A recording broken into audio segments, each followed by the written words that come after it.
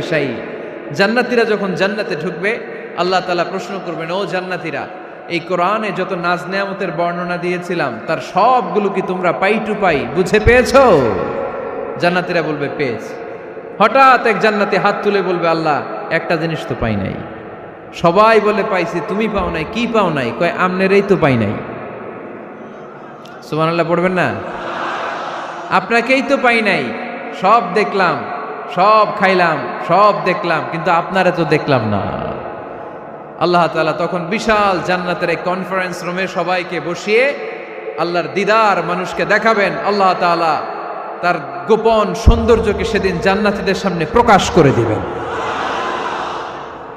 আল্লাহর হাবিব বসবেন ওই কনফারেন্স রুমে সবার সামনে। আল্লাহর হাবিবের পেছনে বসবে অন্যান্য নবীরা, তারপরে সোহাদা, সালেহীন, আউলিয়া সবাই বসবে ওই জান্নাতের কনফারেন্স রুমে। আমরাও যেন বসার জায়গায় পাই, আল্লাহ তুমি তৌফিক দিয়ে দিও। আল্লাহ তাআলা অনেকগুলো নূরের পর্দার পেছন থেকে নূরের ঝলকানি মারবেন। ওই ঝলকানি এক মুহূর্তের জন্য দিবেন। এক মুহূর্ত। কয় মুহূর্ত? 70,000 নূরের পর্দার কথা বলা হয়, এই বর্ণনাটাও দুর্বল। পর্দা আছে কিন্তু কয় হাজার জানে কে? আল্লাহ। ওই পর্দা সরিয়ে আল্লাহ তাআলা সৌন্দর্যের বা নূরের ঝলকানির এক আলোকচ্ছটা জান্নাতীদের সামনে তুলে ধরবেন এক মুহূর্তের জন্য। কয় মুহূর্ত? আলোকচ্ছটা দিয়েই আবার নাই, আবার সরায় ফেলবেন। ওই এক মুহূর্ত দেখে জান্নাতীরা পাগল হয়ে যাবে, অপলক নেত্রে তাকিয়ে থাকবে। এইভাবে চোখের পলক ফেলবে না, চোখ মেলে তাকিয়ে আছে। কিন্তু সামনে কিন্তু আল্লাহর নূর আর নাই, কারণ ওইটা আসছিল কয় মুহূর্তের জন্য? এক মুহূর্ত পরে নাই। কিন্তু কি যে দেখলাম, কত সুন্দর! কোটি কোটি বছর এরকম অপলক নেত্রে জান্নাতীরা তাকিয়ে থাকবে। ইন্নাল্লাহা জামিলুন ইউহিব্বুল জামাল। আল্লাহ নিজে সুন্দর, সৌন্দর্যকে পছন্দ করেন। আল্লাহর চাইতে সুন্দর কিছু হতে পারে? চিল্লায় বলেন পারে? পৃথিবী সুন্দর, মানুষ সুন্দর, আসমান সুন্দর, জমিন সুন্দর, সুন্দরে সুন্দরে পাল্লা। জানি না কত সুন্দর তুমি আল্লাহ, জানি না কত সুন্দর তুমি আল্লাহ। সুবহানাল্লাহ পড়েন। আল্লাহ তাআলা তার সৌন্দর্যকে সেদিন জান্নাতীদের সামনে তুলে ধরবে। এই সূরাটা নাজিলের একটা ব্যাকগ্রাউন্ড আছে। আল্লাহর হাবিব সাল্লাল্লাহু আলাইহি সাল্লাম মক্কার জমিনে কাফিরদেরকে দাওয়াত দিতে লাগলেন, আল্লাহর ইবাদত করো, আল্লাহর জিকির করো, আল্লাহর প্রশংসা করো। এরকম দাওয়াত দিতে দিতে কিছুদিন পরে বিষ্ণু ইসলাম বলতে শুরু করলেন, রহমানের ইবাদত করো, রহমানের জিকির করো, রহমানের পায়ে সেজদায় লুটিয়ে পড়ো। তখন কাফেররা প্রশ্ন শুরু করে দিল, মুহাম্মদ এতদিন বলতা আল্লাহ, এখন কইতেছো রহমানের কথা, আসলে কোনটা?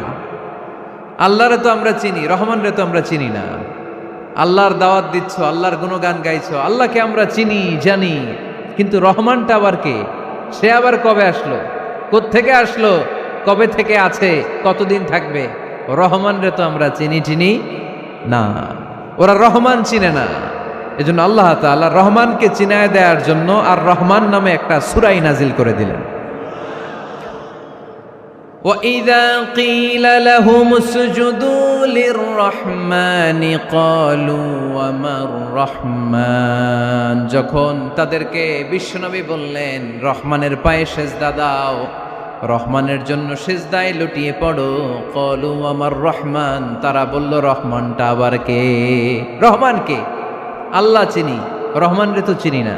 এখন রহমানকে এটা চিনানোর দরকার আছে না নাই? রহমানকে এটা চিনানোর জন্য আল্লাহ তাআলা আর রহমান নামে কোরআনে একটা সূরা নাজিল করলেন। চিল্লায় পড়েন আল্লাহু আকবার। কাফেরদেরকে জানানোর জন্য রব্বুল আলামিন সূরাত আর রহমান নাজিল করলেন আর বললেন, আর রহমান আল্লামাল কুরআন খলাকাল ইনসান আল্লামাহুল বায়ান। দয়াময় রহমান শেখালেন কোরআন, বানালেন ইনসান, শেখালেন বায়ান। দয়াময় রহমান শেখালেন কোরআন, বানালেন ইনসান শেখালেন বায়ান, দয়াময় রহমান শেখালেন কোরআন। বানালেন ইনসান শেখালেন বায়ান, দয়াময় রহমান শেখালেন কোরআন। বানালেন ইনসান শেখালেন বায়ান। আল্লাহু আকবার। আল্লাহ বলেন রহমান রে চিনো না? আর রহমান আল্লামাল কোরআন খলাকাল ইনসান আল্লামাহুল বায়ান। আমি হলাম রহমান, আমি দয়াময়, আমি মেহেরবান। আমার দয়ার কোনো শেষ নাই, আমার মায়ার কোনো শেষ নাই। আমার দয়া ভালোবাসা ছাড়া এই পৃথিবীতে কোনো কিছু হওয়া সম্ভব। ওসিআত রাহমাতি কুল্লা শাই, সব জায়গায় আমার আল্লাহর রহমত আছে না নাই? আল্লাহর রহমত ছাড়া এক ফোঁটা বৃষ্টি আকাশ থেকে জমিনে ঝরে? আল্লাহর রহমত ছাড়া একটা গাছের পাতা মাটিতে পড়ে? আল্লাহর রহমত ছাড়া একটা শ্বাস আমরা ভেতরে ঢুকাতে পারি? আল্লাহর রহমত ছাড়া পৃথিবীতে কিচ্ছু সম্ভব না। চিল্লায় বলেন ঠিক কি না?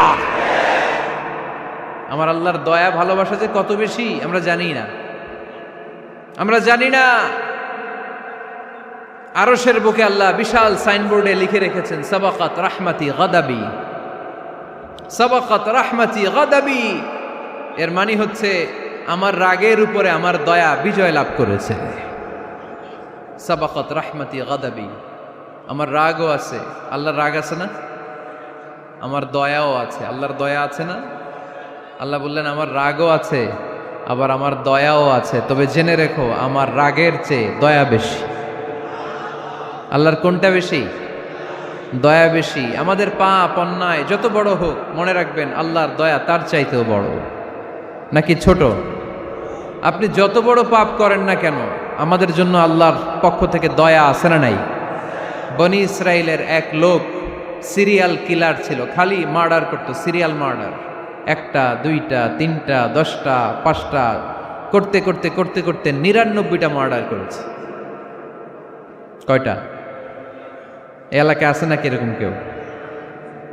99টা মার্ডার। কল্পনা করা যায়? 99 জন মানুষকে সে নিজ হাতে হত্যা করেছে। 99 মার্ডার করার পরে তার মনে ভয় আসলো, হায় রে, না জানি আল্লাহ আমার সাথে কেমন আচরণ করে আখিরাতে। আমার তওবা আছে কিনা কপালে জানি না, আমার তো ক্ষমা নাই, কি করব আমি? তো সে লোকজনদেরকে জিজ্ঞেস করলো আমার ক্ষমা আছে কিনা, এটা কে বলতে পারবে? আমাকে আল্লাহ মাফ করবে কিনা? তারা সবাই বলল এই এলাকায় এক আল্লাহর ওলি আছে, তার কাছে যাও। সে আল্লাহর ওলির কাছে যেয়ে বলে, ও আল্লাহর ওলি, আমি 99টা হত্যা করেছি, 99টা মার্ডার, আমার কপালে ক্ষমা আছে কিনা তুমি একটু বলো। আল্লাহর ওলি কই, কি বললা? 99টা মার্ডার? হায় হায় সর্বনাশ, তোর কোনো ক্ষমা নাই। এবার যে মার্ডার করছে কয় আমার যেহেতু ক্ষমা নাই, তোরে বাঁচায় রেখে লাভ কি, তোরেও দিলাম শেষ করে। এবার সেঞ্চুরি করে ফেলাইছে। কথা বুঝতেছেন? আমার যেহেতু ক্ষমা নাই, তো তোরে বাঁচায় রেখে কি লাভ, তোরেও শেষ করে দিলাম। এবার সেঞ্চুরি। সেঞ্চুরি করার পরেও ভয় আসে না নাই অন্তরে? অন্তরে তো আল্লাহর ভয়, কই যাবে? খুঁজতে লাগলো কে সমাধান দিতে পারবে। একজন বলল ওই এলাকায় একজন বড় আলেম আছে, ওই আলেমের কাছে যাও। সে আলেমের কাছে যেয়ে বলে, আলেম, আমি 99টা হত্যা করেছি, এখন আমার বড্ড ভয় হয়, আল্লাহ আমারে মাফ করবে কিনা, তুমি একটু আমারে বলো। আলেম বলে, তোমার গুনাহ যত বড়ই হোক, আমার আল্লাহর দয়া তার চাইতেও বড়। তুমি কি পাপ করেছো, কি অন্যায় করেছো তুমি? তুমি জানো না আমার রব কত মেহেরবান, তিনি কত দয়ালু, তিনি ভালোবাসার আধার, তিনি করুণার আধার। তোমার পাপ অন্যায় যদি হয় খালের পানির সমান, বিলের পানির সমান, আমার আল্লাহর দয়া সাগরের পানির সমান। তোমার পাপ আর অন্যায় যদি হয় পাহাড়ের সমান, আমার আল্লাহর ভালোবাসার দয়া হচ্ছে আকাশের সমান। তুমি যদি তওবার মতো তওবা করতে পারো, ক্ষমার মতো ক্ষমা চাইতে পারো, চোখের পানি ছেড়ে, চোখের পানির বড় দাম, চোখের পানির মধ্যে বিশাল কারিশমা, এটা আল্লাহ খুব পছন্দ করে। 2 ফোঁটা পানি আল্লাহ পছন্দ করে। এক, জেহাদের ময়দানে শহীদের গা বেয়ে ঝরে পড়া রক্তের ফোঁটা। 2 হচ্ছে অনুতপ্ত বান্দার চোখের পানির ফোঁটা। বান্দা যখন অনুতপ্ত হয়ে চোখের পানি ছেড়ে কাঁদে, তার চোখের পানি চোখবে, নাকের ডগাবে, মাটিতে পড়ার আগেই ওই অনুতপ্ত বান্দার সব গুনাহ আল্লাহ মাফ করে দেয়। সে জিজ্ঞেস করলো আমার ক্ষমা আছে কিনা? আলেম বলে আছে, ক্ষমা আছে। তওবার মতো তওবা কর, তাওবাতান নাসুহা, তওবার মতো তওবা করলে আল্লাহ ঠিকই মাফ করবে। সে এতটাই অনুতপ্ত হলো, এতটাই সে আল্লাহর কাছে ক্ষমা চাইতে শুরু করলো। আলেম পরামর্শ দিল, তুমি যে এলাকায় থাকো এলাকাটা ভালো না, এলাকাটা ছাড়ো, এখানে সব ডাকাতদের এলাকা, তুমি একটা ভালো এলাকায় যাও, ওখানে যে তওবা করে ভালো মানুষ হয়ে যাও। সে নিয়ত করে কাপড় চোপড় গুছিয়ে ভালো এলাকায় যাবে, ঘর থেকে বেরোয়ার সাথে সাথেই মালাকুল মাউত চলে আসছে, তার রুহু কবজ করে ফেলছে। এখন রুহু কে নিয়ে যাবে? ফাজাআত মালাইকাতুর রাহমা ওয়া মালাইকাতুল আযাব, রহমতের ফেরেশতারাও আসছে, আযাবের ফেরেশতারাও আসছে। রহমতের ফেরেশতারা বলে না না, সে তওবার নিয়ত করেছে, যদিও তওবা করতে পারে নাই, যদিও ভালো এলাকায় যেতে পারে নাই, তওবার নিয়ত করেছে, অনুতপ্ত হয়েছে, ক্ষমা চাওয়ার চিন্তা করেছে, আমরা তার রুহু নিয়ে ইল্লিনে রেখে দেব। আযাবের ফেরেশতারা বলে না না, ৯৯টা হত্যা করার পরে আরো একটা হত্যা করে সেঞ্চুরি করেছে, এখনো তো ভালোভাবে তওবা করতে পারে নাই, তার রুহুটা নিয়ে আমরা সিজ্জিনের ভেতরে ঢুকায়ে দেব। দুই দল ফেরেশতার মারামারি, এ বলে আমরা নিব, এ বলে আমরা নিব, ঝগড়া আছে না নাই?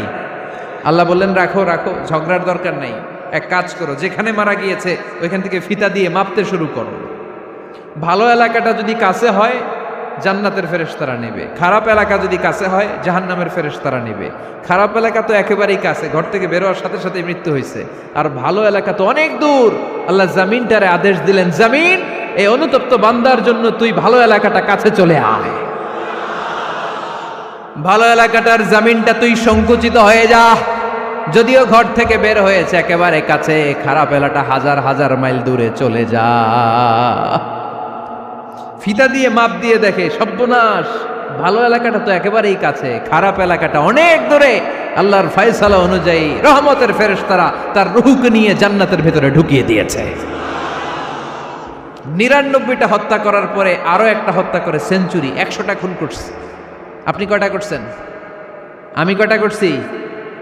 তো ১০০টা খুন করে যদি ও মাফ পেতে পারে আমার আল্লাহর কাছ থেকে, আমরা কি ক্ষমা পেতে পারি না? ওর পাপের কাছে আমাদের পাপ কি? কয় ওয়াক্ত নামাজ ছাড়ছেন আপনি? কয়টা মিথ্যা কথা বলছেন? কতবার ঘুষ খাইছেন? কত টাকা সুদে লাগাইছেন?